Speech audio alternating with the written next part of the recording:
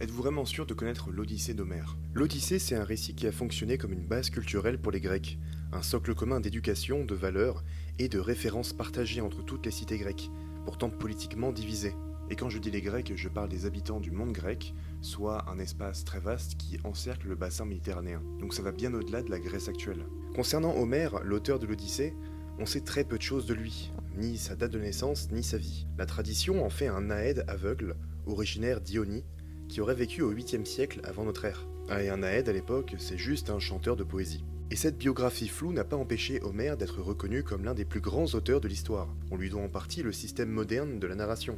Des récits enchâssés, des personnages complexes, des protagonistes, antagonistes, des rebondissements, tout ça dans un lexique riche rempli de figures de style. Bref, son œuvre, c'est une vraie architecture littéraire. Et c'est pourquoi on l'étudie encore pour apprendre le grec. Le fait est que Homère n'a probablement jamais existé.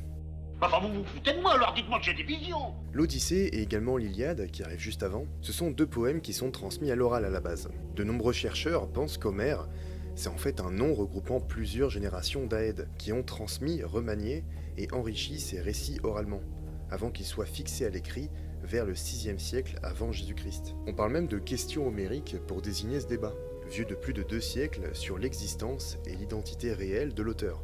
Une problématique que les chercheurs n'ont toujours pas tranchée aujourd'hui.